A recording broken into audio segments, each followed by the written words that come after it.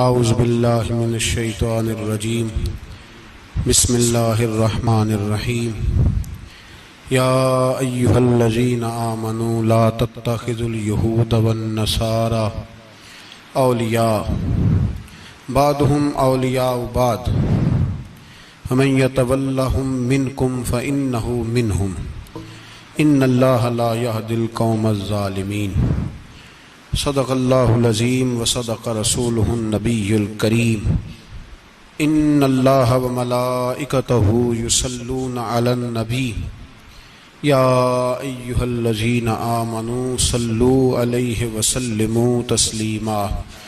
اللہم صل علی سیدنا ومولانا محمد معدن الجود والکرم وآلہ وبارک وسلم۔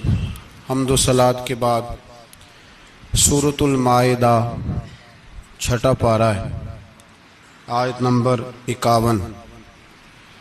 اللہ تبارک و تعالیٰ نے ارشاد فرمایا یا ایھا الذین آمنوا لا تتخذوا اليہود والنصارى اولیاء، اے ایمان والو یہودیوں اور عیسائیوں کو دوست نہ بناؤ۔ یہ مضمون قرآن پاک کی بہت ساری آیات میں، اس آیت کا انداز ذرا تھوڑا نرالا ہے۔ انہیں دوست نہ بناؤ، کیوں؟ اس لیے کہ بعضهم اولیاء بعض، وہ آپس میں ایک دوسرے کے دوست ہیں۔ تمہارے دوست وہ آپس میں ایک دوسرے کے دوست۔ قرآن پاک ہمارے ذہنوں پر بڑی ٹھنڈی، بڑی خوبصورت دستک دیتا ہے۔ اے ایمان والو، انہیں اپنا دوست نہ بناؤ، اس لیے کہ یہودی اور عیسائی آپس میں ایک دوسرے کے دوست ہیں۔ اتنا بھی کافی تھا، لیکن اللہ تبارک و تعالیٰ نے معیار ہی بدل دیا اور اتنا بڑا حکم ارشاد فرمایا۔ اس آیہ مقدسہ نے ہر چیز کو اپنے دامن میں سمیٹ کے رکھ دیا۔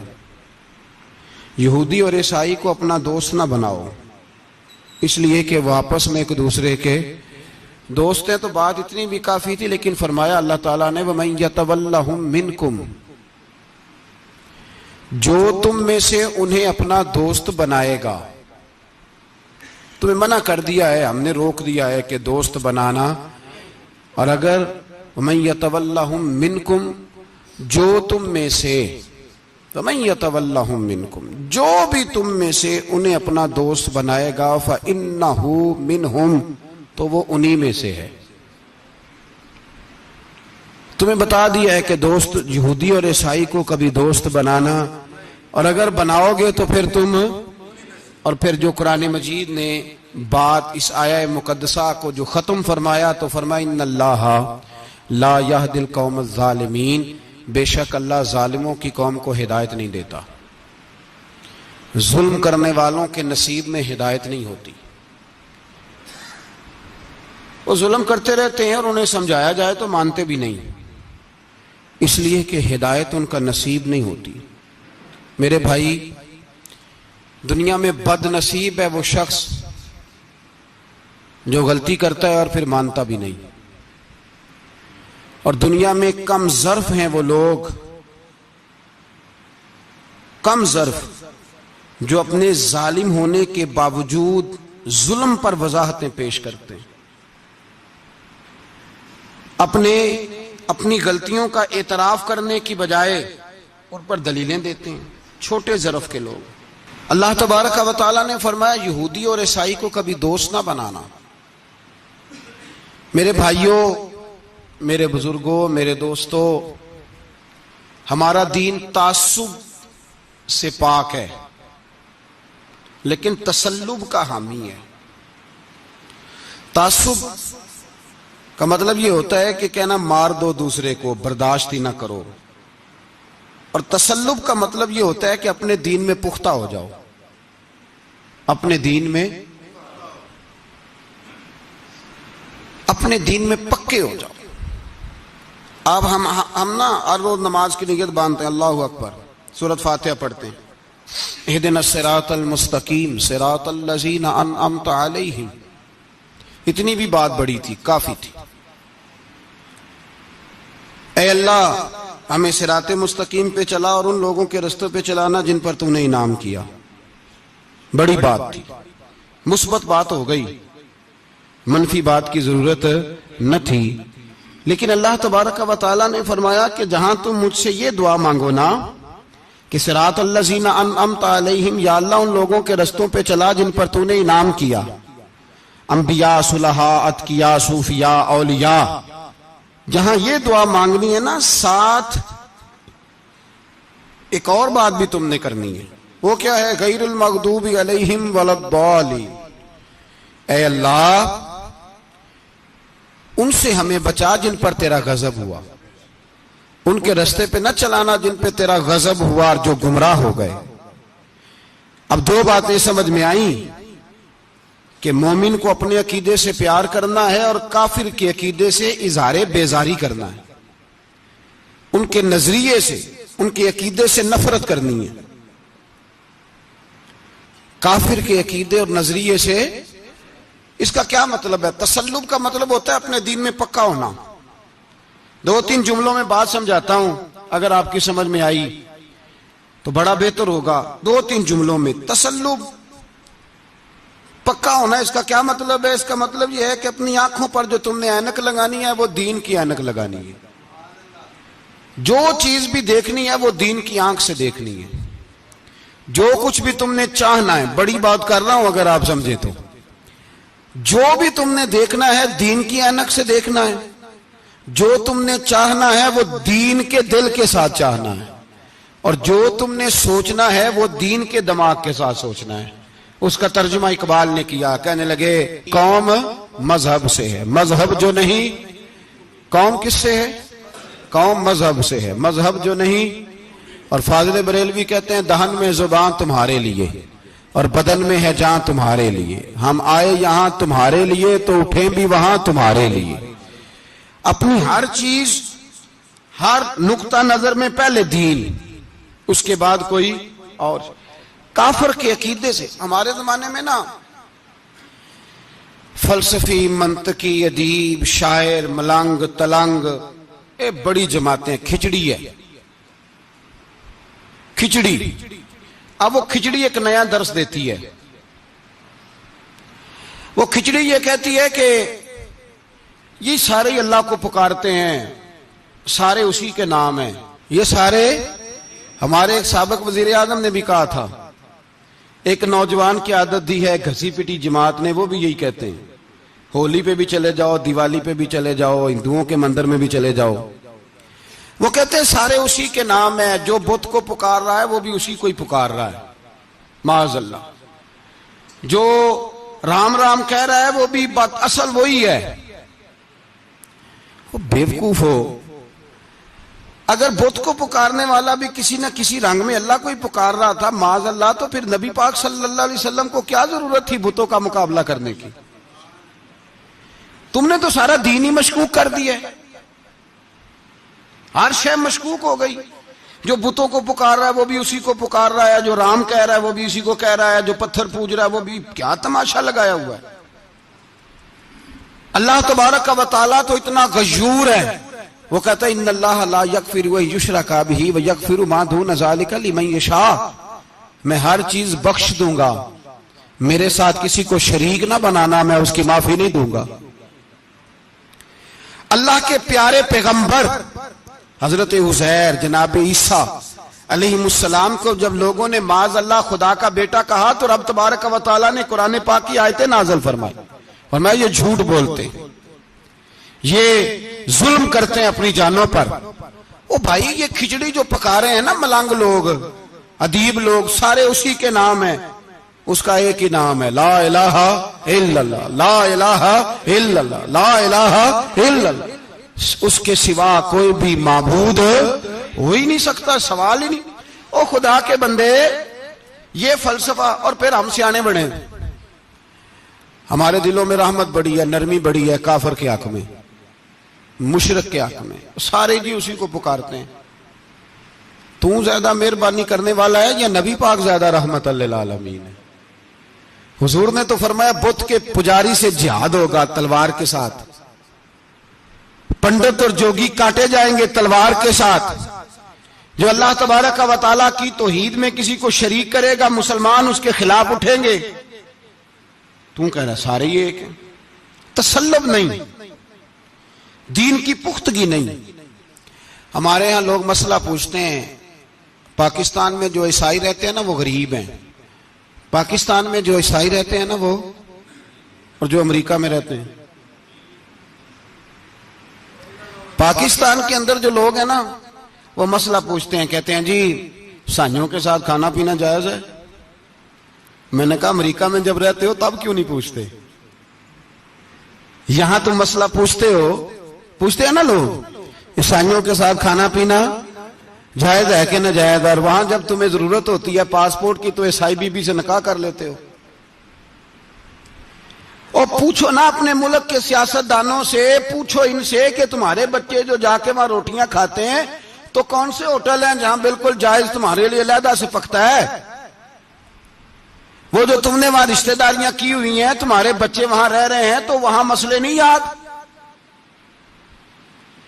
अगर एक गरीब नाली साफ करने वाला ईसाई आए तो उसके बारे में फतवा है कि इसके साथ रोटी नहीं खानी, और ट्रंप आ जाए तो फिर कोई मौलवी मसला नहीं पूछता कि इसके साथ खाना जायज है कि नाजायज है। हमारा वो जो कुफर के मामले में इजहारे बेजारी था, नफरत काफर के अकीदे से, हम कभी नहीं कहते कि ईसाइयों के मंदिरों को आग लगा दो। कभी जुलूस लेके गए हैं कि मंदिर गिराना है? बोले उनका गिरजा कभी गिराया है? हिंदू का मंदिर, मरज़ई की इबादत गाह, अकलियत करार दे दिया, ठीक है, जहां ईसाई अलहदा से अपना काम कर रहे हैं तुम भी करो। लेकिन हम उनके अकीदे के कभी भी हामी नहीं हो सकते। अगर कहें कि ईसाई भी सही कह रहा है, हजरत मरियम को अल्लाह की बीवी कह रहा है, जनाब ईसा को अल्लाह का बेटा कह रहा है, और तू कहे सारे उसी के नाम है, तो ये बात तेरी दुरुस्त इसलिए कि हम तो रोज कहते हैं कुल हुवल्लाहु अहद अल्लाहुस समद लम यलिद व लम यूलद, न किसी का बाप है न किसी का बेटा है, वलम यकुल लहू कुफुवन अहद, उसका तो कोई हमसारी नहीं, उस जैसा दूसरा कोई है ही नहीं। तो भाई जिस अकीदे का तो ऐलान कर रहा है, जो आदमी तेरे अकीदे के खिलाफ चल रहा है, उसको तूने सही कैसे कह दिया? ये कैसे हो? तो मेरे भाई इस्लाम ये कहता है कि असास, बुनियाद, नजरिया, तो अपने नजरिए पे नाज करेगा, दूसरे के नजरिए से इजहारे बेजारी करेगा। और भाई जागो और बस कर दो, जाग जाओ। असास, बुनियाद, नजरिया असल है, और असल पर समझौता हो सकता? हो ही नहीं सकता। बुखारी शरीफ में एक हदीस है, बात मजबूत करने के लिए अर्ज करता हूं। हजरत यहया एक ताबी बुजुर्ग है, वो कहते हैं हजरत अब्दुल्ला इब्न उमर रदी अल्लाह ताला अन्हु मेरे पास आए तो मैंने उनसे कहा, हुजूर हमारे मोहल्ले में एक जमात रहती है मुसलमानों की, वो नमाजें भी पढ़ते हैं, रोजे भी रखते हैं, ज़कात भी देते हैं, हज भी करते हैं, बस तकदीर को नहीं मानते। सिर्फ एक चीज के इनकारी है, तकदीर के। तो क्या हुक्म है? तो आप फरमाने लगे उनसे कह दो कि हमारा तुम्हारा कोई ताल्लुक नहीं, उनसे कह दो हमारा तुम्हारा कोई रिश्ता नहीं, हमारा तुम्हारा कोई किसी किस्म का राबता। और फरमाया उनको बता देना कि रसूल पाक के सहाबी ने फतवा दिया है, जितनी मर्जी नमाजें पढ़ो, जितने मर्जी रोजे रखो, और ओहद पहाड़ के बराबर अगर तुम्हारा दिल करे तो सदके करो, पर तुम्हारा कोई अमल अल्लाह की बारगाह में कबूल नहीं, जब तक तुम्हारा अकीदा सही नहीं, जब तक तुम्हारा नजरिया ठीक नहीं, उतनी देर तक कोई अमल अल्लाह की बारगाह में तुम्हारा काबिल कबूल नहीं। असास पर, बुनियाद पर कोई समझौता हो सकता? बुनियादों पर समझौते नहीं होते भाई। और एक होता है गुनाहगार, एक होता है गद्दार। गुनाहगार और गद्दार में बड़ा फर्क होता है। एक आदमी शराब पीता है, किसी ने उसको मना किया तो उसने कहा यार मेरी गलती है, आइंदा नहीं पीऊंगा, वो गुनाहगार है। एक ने कहा नहीं पीनी चाहिए, वो काफिर है।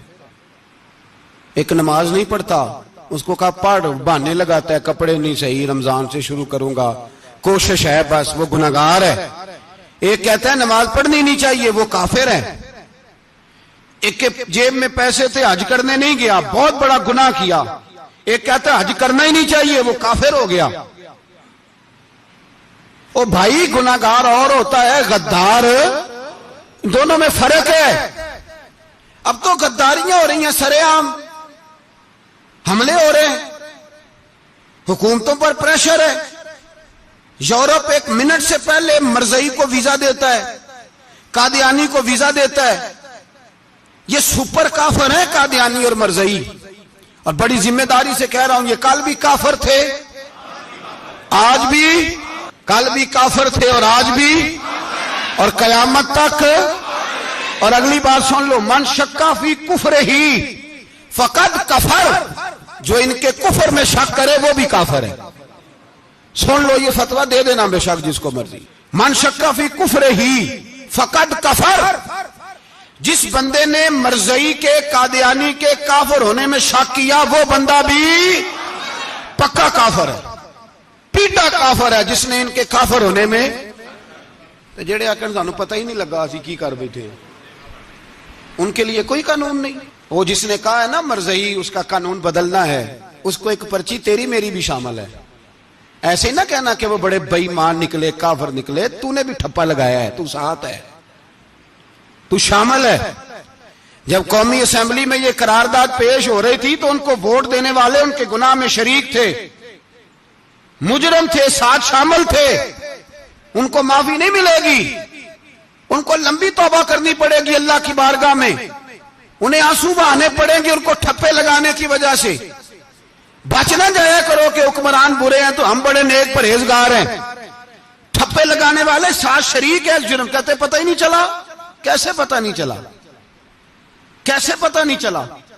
یہ تو جو مدہوش ہوتے ہیں انہیں پتہ چل جاتا ہے یہ نبی پاک کی عزت کی بات ہو رہی ہے۔ بندہ مدہوش ہو نا، مدہوش، بے ہوش ہو مسلمان، رسول اللہ کی بات ہو تو اس کی بھی آنکھیں کھل جایا کرتی ہیں، اور تم جاگتے پڑھے لکھے اسمبلیوں میں بیٹھے مالدار، تم پتہ ہی نہیں چلا قانون بدل گیا، خبر ہی نہیں ہوئی۔ یہ دھوکہ کسی اور کو دینا، ہم تمہارے ان دھوکوں میں آنے والے، کسی اور کو سنانا کہانیاں، ہمیں نہیں سمجھ آتی تمہاری کہانیاں، کہتے غلطی ہو گئی، بھول گئے۔ اور وزیر اعلیٰ صاحب کہتے ہیں اس کو نکال دینا چاہیے۔ کس نے نکالنا ہے نا تماشا؟ کہتے ہیں اس کو نکال دینا چاہیے جس نے اس قانون میں، تو کس نے نکالنا ہے؟ حکومت تو آپ کی ہے، تو کون نکالے گا؟ شرم کرو، مر جاؤ ڈوب کے۔ یہ تمہارا طریقہ ہے؟ جرم کرتے اور جرم کر کے کہتے ہو نہیں نہیں نکال دینا، کون نکالے گا؟ نکالو، پتہ چلے تمہارا۔ امیر ملت پیر جماعت علی شاہ صاحب محدث علی پوری رحمت اللہ علیہ، پیر صاحب فرماتے ہیں جب پاکستان بن رہا تھا تو ہم نبی پاک صلی اللہ علیہ وسلم کی عظمتیں بیان کیا کرتے تھے۔ ہم کہتے تھے لوگوں پاکستان بنے گا تو اس میں نبی پاک کا نظام آئے گا، غریب امیر کا فرق مٹ جائے گا، اس میں کوئی برادری نہیں ہوگی، ایک برادری ہوگی جس کا نام مسلمان ہوگا، اس میں چھوٹا بڑا امیر غریب ایک ہی صف میں کھڑے ہو گئے، محمود و ایاز، نہ کوئی بندہ رہا نہ کوئی بندہ نواز، یہ پاکستان ہوگا۔ اور کہتے ہیں ہندو پنڈت تقریریں کرتے تھے، او وہاں نبی پاک کا نظام نافذ ہوگا، معاذ اللہ ہاتھ کٹیں گے، گردنیں کٹیں گی، بڑا وہ معاذ اللہ مخالفت کرتے تھے۔ وہ کیا پتا تھا کہ بعد میں یہاں بھی سارے وہی تماشے ہوں گے جو وہ کہہ رہے ہیں۔ تو پیر صاحب کہتے ہیں کہ جگہ ہندوؤں کا جلسہ تھا، ہندوؤں کا پنڈت تقریر کر رہا تھا، وہاں سارے ہندو بیٹھے تھے، تو اس پنڈت نے نا تقریر کرتے کرتے نبی پاک کی شان میں کوئی بے ادبی کر دی معاذ اللہ، کیونکہ سارے ہندو تھے، کوئی مسلمان نہیں تھا۔ ایک ملنگ بیٹھا تھا دور، اس نے دوری ڈنڈا پکڑا ہوا تھا اور کوئی اپنی موج کا کام کر رہا تھا۔ آپ کو پتا ہے ان کے پاس جو ڈنڈا ہوتا ہے بڑا رنگین ہوتا ہے، کوئی اسپیشل بنایا ہوتا ہے انہوں نے، تو بیٹھا تھا ملنگ۔ میں نے کہا بے ہوش بھی ہو نا، جو بے ہوش ہو مسلمان، رسول اللہ کا نام آئے تو اس کی بھی آنکھیں کھل جایا کرتی ہے، تیری بند کی باندھی رہ گئی ہے، کیسے ہو گیا؟ ہاتھ میں ڈنڈا تھا اور وہ اپنے کام لگا ہوا تھا۔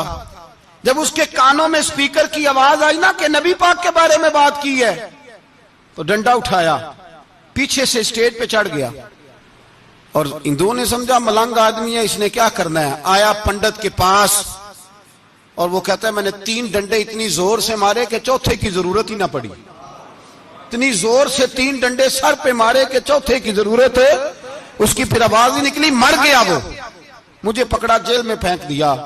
امیر ملت پیر جماعت علی شاہ صاحب کہتے ہیں میں امرتسر کی جیل میں ملنے گیا اور میں نے اس کے سامنے کھڑے ہو کے کہا, میں نے کہا بیلیا, نہ تو نماز پڑھے, نہ تو روزہ رکھے, نہ تو مسجد آئے, نہ تو کوئی اور کام کرے, اور اتنا بڑا تو نے کام کیا, گستاخ مار دیا. تو پیر صاحب کہتے ہیں وہ ملنگ اپنے پیروں پہ اٹھ کے کھڑا ہو گیا اور اس کی آنکھوں میں آنسو تھے اور میری طرف دیکھ کے کہنے لگا, پیر جی میں لمیاں گلاں تے نہیں آندیاں, میں انپڑھ ہاں, چوکھا تے نے مینوں پتا گناہگار ہاں, بڑا گناہگار ہاں, بڑا گناہگار ہاں, بڑا گناہگار, بڑا گناہگار ہاں, پر قسم اللہ دی عزت دی میں گناہگار ہاں پر اپنے نبی دا غدار نہیں, گناہگار ہاں پر رسول اللہ دا غدار کوئی بات نہیں. اگر کوتاہیاں کرتا ہوں تو یہ تو نہیں نہ ہو سکتا کہ اونچی اور سچی سرکار کی کو میرے سامنے بے ادبی کر کے چلا جائے. یہ تینوں پتہ ہی نہیں لگا, تو کہتا خبر ہی نہیں ہوئی, کب ہو گیا پتہ ہی نہیں تھا. وضاحتیں دیتا پھرتا ہے اور کچھ مولوی ملا جو دھبا ہے دین کے نام پہ وہ وضاحتیں دیتے پھرتے ہیں, کہتے ہیں مناظرے کر لو, شرم کرو. دین کے نام پر ووٹ مانگ کے اسمبلیوں میں جاتے ہو اور وہاں جا کے ان بھائی مانوں کی گودوں میں بیٹھ جاتے ہو, تمہیں حیا نہیں آتی. اور نبی پاک کی بات ہے تو پھر بھی تمہاری غیرت جوش نہیں مارتی, پھر بھی دلیلیں دیتے پھرتے ہو. میرے رسول پاک علیہ الصلوۃ والسلام کے غلاموں یاد رکھو, دین میں تسلط پیدا کرو, مضبوطی. کل لوگ مسئلے پوچھا کرتے تھے کہ صحابی کا اہل بیت کا بے ادب ہے تو اس کے جنازے پہ جائیں کہ نہ جائیں. اب نہیں لوگ پوچھتے, اب ہمارے دلوں میں فتوے زیادہ آ گئے ہیں, مرضی کرتے پھرتے ہیں. ہمارا بچہ کسی بد مذہب کی مسجد میں جاتا ہے, ہم کہتے ہیں نہیں نہیں ویسے ہی جاتا ہے. تجھ سے پوچھا جائے گا, اس دن پتا چلے گا, جس دن تم مرے گا تو تیرے لیے دعا بھی نہیں کرے گا, تیری قبر پہ بھی نہیں جائے گا, تجھے پتا چلے گا اس دن کہ ویسے ہی جاتا ہے کہ ایسے جاتا ہے. کوئی پابندی نہیں, کوئی تسلط بھی نہیں, عقیدے میں ایمان میں کوئی پختگی نہیں, ہمیں خیال ہی نہیں کہ کدھر جا رہی ہیں اولادیں, سوچتے ہی نہیں. ہم خیال ہونا چاہیے, سمجھ ہونی چاہیے. میرے رسول پاک علیہ الصلوۃ والسلام کے صحابہ میں تسلط تھا, تسلط. سگی اماں بھی اگر بے ایمان ہوتی تھی تو صحابہ قریب نہیں آنے دیتے تھے. حضرت اسماء بنت ابی بکر صدیق ان کی ماں مشرکہ تھی. جناب صدیق اکبر کی ایک زوجہ حضرت ابو بکر نے طلاق دے دی. کچھ عرصے کے بعد وہ اپنی بیٹی کو ملنے آئی, ماں بیٹی سے ملنے آئی تو حضرت اسماء بنت ابو بکر کو پیغام بھیجا, کہا بیٹے میں تجھے ملنا چاہتی ہوں. تو کہا اماں ذرا ٹھہر جا, پہلے میں اپنے نبی سے پوچھ لوں. پہلے اپنے ماں بعد میں ہے, نبی پہلے ہے. پہلے حضرت اسماء حضور کی بارگاہ میں گئی, یا رسول اللہ میری اماں ملنا چاہتی ہے اور مشرکہ ہے, حکم کیا ہے؟ فرمایا تو ماں کی حیثیت سے مل سکتی ہے. انہوں نے تو سگے ماں باپ سے ناطے توڑ لیے, سگے رشتہ داروں سے, اور تو ان سے دوستیاں ختم نہیں کر سکتا, تیرا تعلق بھی نہیں. نہیں, سارے اسی کو پکارتے ہیں, سارے ایک ہی ہیں. یہ تماشے کسی اور کو دکھانا, یہاں رسول اللہ کے غلام بستے ہیں. ہمارا عقیدہ بڑا پختہ ہے, بڑا پختہ, بڑے پختہ نظریات کے لوگ اللہ نے اس دھرتی کو عطا فرمائے. اس زمین نے بڑے کامل مومن پیدا کیے. بھائی یاد رکھو, رسول پاک علیہ الصلوۃ والسلام کے غلاموں میں اپنے دین کے لیے تسلط تھا, پختگی تھی, کفر سے بیزار رہتے تھے. اگر سب کو ایک میں ایک ہی کرنا تھا تو پھر اتنی لمبی چوڑی جدوجہد, امیر حمزہ کا کلیجہ نکل گیا, کان کٹ گئے, سب کچھ ہو گیا, اور آج تم ان شہیدوں کی لاشوں پہ کھڑے ہو کے کہتے ہو کہ یہ تو ایسے ہی کٹ گئے. مذاق ہے یہ, کوئی مذاق ہے؟ اصل بات بتاؤں آپ کو کیا ہے, دین مفت میں ملا ہے, اور جو شے مفت مل جاتی ہے اس کی قدر نہیں ہوتی. قدر دین نبی دا ایک ہی جانن دنیا دار کمینے, دین نبی دا جانن والے سونگے وچ مدینے. تجھے کیا پتا, تجھے کیا خبر اس دین کی؟ تجھے خبر ہی نہیں میرے رسول پاک کا پسینہ کتنا بہا ہے. کبھی تیرا پھیرا لگے تو احد کے پہاڑ سے جا کے پوچھنا نبی پاک کا خون کتنا بہا ہے. کبھی ٹائم ملے نا, ملک شام جا اور حضرت بلال کی قبر پہ کھڑے ہو کے پوچھ دین کتنا قیمتی ہے. اور پھر اس سے زیادہ بات پوچھنی ہو نا کبھی تو مدائن جا, حضرت سلمان فارسی کے مزار کے پاس ان سے پوچھ دین کی قیمت کتنی ہے. وہ تجھے بتائیں گے کہ کئی 100 سال لگ گئے نبی پاک کے قدموں میں پہنچنے تک. 100 سال, کئی 100 سال. اور اگر پھر بھی تجھے تسلی نہ ہو تو جنت البقیع میں جا اور سیدہ طیبہ طاہرہ حضرت فاطمہ الزہرا سے پوچھ، ان سے پوچھ بی بی اس دین کی قدر کیا ہے، وہ تجھے بتائیں گی کہ جب دین کے چہرے پہ سرخ رنگ بھرنا تھا تو میں نے حسین کا خون دے کے بھرا ہے۔ وہ تجھے بتائیں گی کہ اس دین کو جب پینٹ کرنا تھا تو میں نے جناب علی اصغر کے بازوؤں کے ساتھ مصوری کی ہے۔ اس کو آسان سمجھ رکھا ہے لوگوں نے، آسان سمجھ رکھا ہے، کہا تم کٹ گئے۔ اور آج اٹھنے والا صوفی اور درویش کہتا ہے سارے ایک ہی ہیں، سارے اسی کو مانتے ہیں۔ جس سیاستدان کا دل کرتا ہے وہ جا کے مندروں میں پوجا کر آتا ہے، جس کا دل کرتا ہے وہ جا کے ہندوؤں کی ہولی اور دیوالی میں شریک ہو جاتا ہے۔ سب ایک ہی ہیں۔ اگر ایک ہی تھے تو حسین کا علی اصغر کیوں شہید ہوا؟ اگر سب ایک ہی تھے تو جناب علی اکبر کیوں شہید ہوئے؟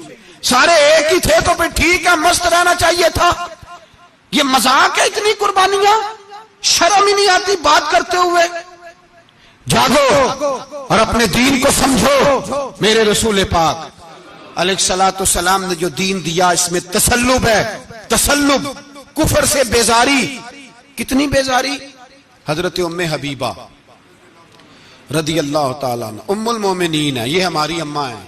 ام، ماؤں کے نام تو بچوں کو آنے چاہیے نا، یہ مومنوں کی ماں ہیں، ابو سفیان کی بیٹی ہیں۔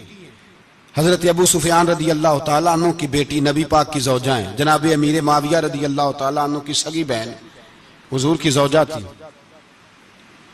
بہت بڑے امیر باپ کی بیٹی تھی۔ مدینے جب آئیں تو نبی پاک کے گھر میں غربت دیکھی، آزمائش دیکھی، کئی دنوں کے فقر اختیاری کے جلوے دیکھے۔ ابو سفیان ایک مذاکرات کے سلسلے میں مدینے آئے اور کہتے ہیں میں نے سوچا سیدھا اپنی بیٹی کے گھر جاتا ہوں، تو کہتے ہیں میں حضرت ام حبیبہ کے صحن میں داخل ہوا تو چارپائی پہ بستر بچھا ہوا تھا، اور ام حبیبہ ایک سائیڈ پہ بیٹھ کر تو سوئی دھاگے کے ساتھ کوئی کام کر رہی تھی۔ ابو سفیان کہتے ہیں میری بیٹی کی نظر پڑی تو ام حبیبہ جلدی سے اٹھی، اٹھ کے بستر جو چارپائی پہ بچھا ہوا تھا وہ بستر اٹھایا، لپیٹا، اندر لے گئی۔ بعد میں باہر آئیں تو میں نے بیٹی کے سر پہ ہاتھ رکھا، میں نے کہا بیٹی میں سمجھ گیا ہوں، بستر پہ میری نظر پڑی ہے، لگتا ہے کئی سال پرانا ہے، پیوند بھی لگے ہوئے ہیں، تو اس لیے اندر رکھا ہی ہے کہ پرانے بستر پہ باپ کو بٹھاؤں گی، اس لیے رکھا ہی ہے۔ تو بیٹی امیر گھر سے آئے تو غریب گھر میں اس کی شکایتیں ختم نہیں ہوتی، پر دین کے ساتھ تسلب ام المومنین کا، پختگی اور کفر سے بیزاری۔ کہنے لگی ابا جی ابھی آپ کافر ہیں نا، تو آپ کی سوچ ابھی بدلی نہیں، میں اس لیے نہیں بستر اندر رکھ کے آئی کہ آپ کے قابل نہیں تھا، میں تو اس لیے رکھا ہوں کہ وہ میرے نبی کا پاک بستر ہے اور آپ ناپاک ہیں، وہ پاک بستر ہے۔ انما المشرکون نجس، مشرک ناپاک ہوتا ہے، باپ ہونا علیحدہ بات ہے، لیکن میرے دل میں باپ کی قدر بعد میں ہے میرے دل میں، اور رسول اللہ کے بستر کی قدر پہلے ہے، رسول اللہ کی نہیں، رسول اللہ کے بستر کی قدر ہے کہ باپ بیٹھ نہ جائے۔ اتنی نفرت مشرک سے، اتنا اظہار، وہ باپ بھی ہو تو اتنی نفرت۔ لوگوں نے پیچے ڈالے ہوئے ہیں پیار کے، محبت کی پینگیں چڑھا رہے ہیں، اور سارے یہ کہیں گے سب صحیح ہے، اور ہمارے دلوں میں نرمی۔ ہمارا اپنا جوان باہر جاتا ہے، وہ یہ نہیں دیکھتا کہ میں جس سے شادی کرنے لگا ہوں نیشنلٹی زیادہ ضروری ہے کہ ایمان، پیسے زیادہ ضروری کہ ایمان، دین زیادہ ضروری کہ دولت۔ عجیب تماشا ہے، بیچتے پھرتے ہیں، فار سیل کر دیا مذہب کو، تسلب ہی نہیں، کوئی خیال ہی نہیں، توجہ ہی نہیں ہماری۔ میرے رسول پاک علیہ الصلوۃ والسلام کے صحابہ جو چٹان تھے دین کے معاملے میں، اپنا پیارا بھی سامنے آتا تھا تو کافر سمجھ کے قتل کر دیتے، اس لیے کہ وہ سمجھتے تھے قوم مذہب سے ہے، مذہب جو نہیں تم بھی نہیں، اگر دین نہیں رہے گا تو کوئی شے باقی نہیں رہے۔ یاد رکھنا، اگر دین نہیں رہے گا، میرے حبیب پاک علیہ الصلوۃ والسلام کے غلاموں کا یہ حال تھا۔ احد کے اندر افواہ پھیل گئی کہ حضور شہید ہو گئے۔ حضرت انس بن مالک کے چچا تھے انس بن نضر رضی اللہ تعالیٰ، جب افواہ پھیلی نا حضور شہید ہو گئے تو جناب انس بن نضر اٹھے، تلوار پکڑی، صحابہ سے کہنے لگے یہاں کیوں بیٹھے ہو؟ کہا حضور شہید ہو گئے تو ہم کیا کریں؟ فرمایا حضور شہید ہو گئے تو ہم زندہ رہ کے کیا کریں گے؟ یہاں کیوں بیٹھے ہو؟ ہمارا جینا بھی مصطفیٰ کے لیے، مرنا بھی مصطفیٰ کے لیے۔ اگر حضور علیہ الصلوۃ والسلام وصال کر گئے تو اٹھو، ان بے ایمانوں سے لڑتے ہیں جنہوں نے مصطفیٰ کو شہید کیا ہے، اٹھو۔ حضرت انس بن نضر میدان میں نکلے، اس طرح لڑے کہ صحابہ کہتے ہیں نہ زخموں کی پرواہ، تیر برستے رہے پرواہ کوئی نہیں، تلواریں چلتی رہیں پرواہ کوئی نہیں، ان کے وجود پر نیزوں کے زخم آتے رہے پرواہ کوئی نہیں۔ حضرت انس بن نضر اتنا لڑے کہ شہید ہو گئے، اور جب شہادت کے بعد ان کی لاش دیکھی تو 80 زخم نظر آئے، تلواروں کے، نیزوں کے 80 زخم۔ حضور کے لیے ان لوگوں نے جانیں دے دی، پرواہ ہی نہیں کی۔ یہاں اس مسئلے کو ہمارے ہاں لوگ سمجھتے ہی نہیں۔ ختم نبوت کا مسئلہ بڑا حساس مسئلہ ہے۔ ما کان محمد ابا احد من رجالکم ولکن رسول اللہ وخاتم النبیین۔ ہم ختم بھی پڑھے نا کسی کا تو اس میں بھی ختم نبوت والی آیت پڑھتے ہیں، اس لیے کہ یہ بنیادی مسئلہ ہے۔ ہم لوگوں کو بتاتے ہیں کہ جو مرنے والا گیا ہے نا دنیا سے، وہ نبی پاک کی ختم نبوت کا اعلان کرتا ہوا گیا ہے۔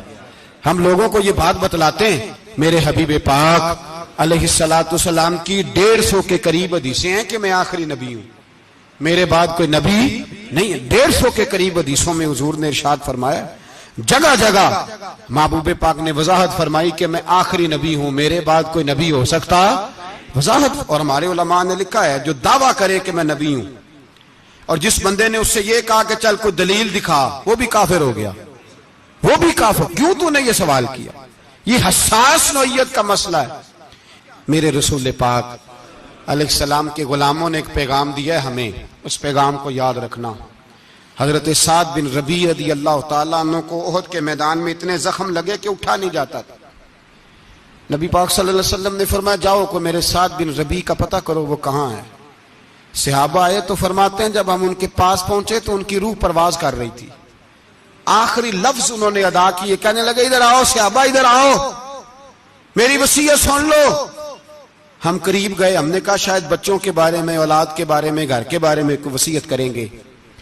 تو حضرت سعد بن ربیع نے وصیت فرمائی، کہنے لگے جا کے نبی پاک کے غلاموں کو میرا پیغام دے دینا، جا کے امت مسلمہ کو میرا پیغام دے دینا کہ مسلمانوں اگر تم میں سے ایک بھی زندہ ہوا اور نبی پاک کی ناموس پر کوئی حرف آیا تو پھر اللہ کی بارگاہ میں تمہارا کوئی عذر قبول نہیں کیا جائے گا۔ یہ میدان احد میں سر سے لے کر پاؤں تک زخم لگے ہوئے ایک صحابی کا پیغام ہے امت مسلمہ کے نام۔ حضرت سعد بن ربیع رضی اللہ تعالیٰ عنہ فرمانے لگے میں مرتے وقت مسلمانوں کو پیغام دے کے جا رہا ہوں کہ اگر حضور کی عزت پر، ناموس پر، نبی پاک صلی اللہ علیہ وسلم کی ذات پر ذرا سا بھی حرف آیا اور مسلمان زندہ ہوئے، اور پھر اگر وہ سمجھیں کہ ہمیں اللہ کی بارگاہ سے معافی مل جائے گی، تو یاد رکھنا رب ہر بات معاف کرے گا، اس بات میں تمہیں اللہ معافی، اس میں تمہیں یہ پیغام دیا سعد بن ربیع نے، اور امت کو سمجھایا کہ ہر بات میں کمپرومائز کر لینا، رسول اللہ کی ذات کے بارے میں کمپرومائز نہ کرنا۔ جب سے مرزائیوں کو ان سپر کافروں کو اقلیت قرار دیا گیا ہے، اس کے بعد کسی مرزائی کی عبادت گاہ جلائی ہے مسلمانوں نے؟ بولے کبھی کسی مرزائی کے ساتھ مسلمانوں نے کوئی ظلم کیا ہے بعد میں؟ ٹھیک ہے اپنی عبادت کر رہے ہیں جس طرح بھی کر رہے ہیں، باقی اقلیتیں بھی رہیں۔ کبھی دوبارہ علماء نے یہ تحریک چلائی ہے کہ انہیں پاکستان سے نکالو، یہ کیوں بستے ہیں یہاں؟ اقلیت ہے تو رہنے دو۔ جو بے ایمان ہے، کافر ہے، اسے گھسیٹ کے دین میں کیوں لاتے ہو جب وہ آنا نہیں چاہ رہا؟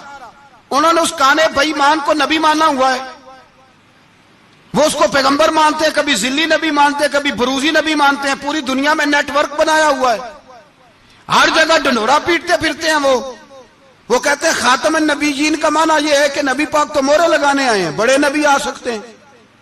ان کا عقیدہ یہ ہے کہ مرزا مستقل نبی نہیں تھا، وہ حضور کا سایہ بن کے آیا تھا۔ وہ معاذ اللہ جس نبی کا اللہ پاک نے ظاہری حیات میں سایہ نہیں بنایا، یہ کانا سایہ بنے گا نبی پاک کا؟ اس بے ایمان کو وہ اپنا پیشوا مانتے ہیں۔ چلو چھوڑو، جو کافر کو اپنا پیشوا مانے وہ بندہ صحیح ہوتا ہے؟ چلو نبی نام ہی مانے، پیشوا مانے، وہ صحیح ہوتا ہے؟ اتنے پکے بے ایمانوں اور کافروں کو تم لوگوں نے گنجائش دینے کے لیے صرف مغربی یہ جو بنانا چاہتے ہیں نا، یہ اپنے اوپر سے لیبل اتارنا چاہتے ہیں کہ نہیں جی نہیں، ہم تو سب کو لے کے، وہ تو کئی دفعہ کہہ چکے ہیں جی سارے اسی کو پکارتے ہیں. نہ، سارے اسی کو نہیں پکارتے، اس کو اگر صحیح پکارتے ہیں تو مسلمان پکارتے ہیں، باقی اس کو صحیح پکارتے کہ جھوٹ بولتے ہیں، ملاوٹ کرتے ہیں، شرک کرتے ہیں، کفر کرتے ہیں. اور اللہ کی بارگاہ میں کفر و شرک کی کوئی معافی. یہ دنیا کو بتانا چاہتے ہیں نہیں جی نہیں، ہم بڑے نرم ہیں، ہم بڑے ایسے ہیں. ہم کوئی نرم نہیں، کوئی نرم نہیں. ہم نرم ہیں رحماء بینہم. لیکن اگر عقیدوں کو چھیڑو گے، رسول اللہ کی عزت اور ناموس اور ختم نبوت کو چھیڑو گے، تو اقبال کہتے ہیں ہم بڑے نرم ہیں، اتنے نرم ہیں جیسے ریشم ہوتا ہے، ہو ہلکا ہے یاراں تو بریشم کی طرح نرم، اور رزم حق کو باطل ہو تو فولاد ہے مومن. پھر ہم نرم نہیں، پھر ہمارے اندر بڑی سختی ہے، بڑی سختی. حضرت ابوبکر صدیق سب سے زیادہ نرم تھے، پر ختم نبوت کا معاملہ آیا تو سب سے زیادہ سخت حضرت ابوبکر صدیق ثابت ہوئے، سب سے زیادہ. ہم بڑے سخت ہیں، بڑے سخت. چیک نہ کیا کرو مسلمانوں کے ایمان کو، ٹٹولا نہ کرو. میری آپ سے بھی اپیل ہے کہ ایسے ہی کو بندہ اگر آپ کے گھر آ جائے نا اور آ کے کہے میں فلاں صاحب ہوں، تو روب میں نہ آیا کرو. اس سے پہلے پوچھا کرو یوں تو سید بھی ہو، مرزا بھی ہو، افغان بھی ہو، تم سبھی کچھ ہو، بتاؤ کہ مسلمان بھی ہو. بس کر دیں، اب بس کر دیں. ان لوگوں کے ہاتھ مضبوط کر دیں جو ہاتھ بڑھاتے ہیں تو نبی پاک کی ختم نبوت پہ ہی ڈال لیتے. ان کے ہاتھ مضبوط کرنے بند کرو، بند کرو ان ظالموں کے ہاتھ مضبوط کرنے. حضور آخری نبی ہیں. بولیے نبی پاک، سارے بولیے حضور.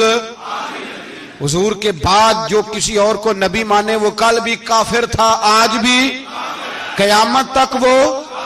جو اس کے کفر میں شک کرے وہ بھی، جو مرزائی قادیانی کے کفر میں شک کرے وہ بھی کافر ہے. مر جائے تو مسلمانوں کے اس قبرستان میں اس کا دفن ہونا جائز ہے، مسلمان کا اس کے لیے تعزیت کرنا جائز ہے، مسلمان کا اس کے دل اس کے حق میں نرمی پیدا کرنا جائز ہے. نہیں، مسلمان کا اس شخص کے بارے میں کسی قسم کی گنجائش دینا جائز ہے. کل بھی کافر تھے، آج بھی کافر ہیں، قیامت تک کافر رہیں گے. مسلمان وہ رہے گا جو کہے گا کہ نبی کی ہر شان کو ہم مانتے ہیں، حضور خاتم النبیین ہے، زبان سے اقرار کرتے ہیں اور دل سے اس پر ایمان لاتے، وہ بندہ مسلمان رہے گا. ہم حکومتوں کو سمجھاتے ہیں اپنی قبریں خراب نہ کرو، اپنی آخرت تباہ نہ کرو. نہ بس تھوڑا سا وقت ہے، تمہارے باپ دادا مر گئے، ان کا نام بھی کوئی نہیں لیتا، تم بھی دنیا سے جاؤ گے. خدا را ہم تمہیں سمجھاتے ہیں، ہم درد مندانہ اپیل کرتے ہیں، اپنی آخرت بچاؤ. یہ اسمبلیاں چند روزہ، یہ حکومتیں چند روزہ. ادھر جا کے دیکھ لو شدرے میں وقت کا بادشاہ لیٹا ہے، لیکن کوئی نہیں جاتا. بادشاہ تھا، اٹھتا تھا تو دنیا اٹھتی تھی، بیٹھتا تھا تو دنیا بیٹھ جاتی تھی. آج ہمارے بہت سارے نوجوانوں کو پتہ نہیں کہ اس کسی بادشاہ کی قبر بھی ہے، بہت بڑا مقبرہ بنا، بڑی سیرگاہ بنی ہے، پر کوئی جاتا نہیں. چند قدم راوی کراس کر کے دیکھ لو داتا علی اجمیری لیٹے ہوئے. ایک دن کے لیے بھی چھوٹی سی اسمبلی کے ممبر بھی نہیں بنے. میراں نہ امیراں دے دیوے بلدے نہیں صدا فقیراں دے. نہ وہ والی حکومت کرو جس کے بعد تمہاری فاتحہ بھی کوئی نہ پڑھے. اور جا کے دیکھ لے داتا صاحب کی قبر کے چاروں جانب پھٹیاں لگی ہوئی ہیں، سارا دن ساری رات اللہ کا قرآن پڑھا جاتا ہے، دن رات وہاں درود پڑھے جاتے ہیں، ان کو اصالہ ثواب کیا جاتا ہے.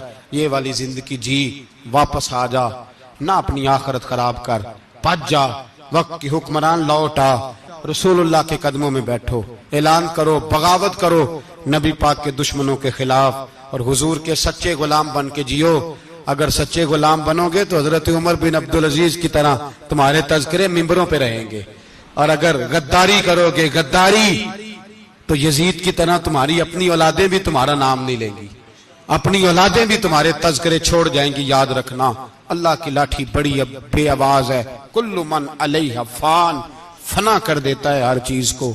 دعا ہے اللہ ہمیں سمجھنے کی توفیق عطا فرمائے.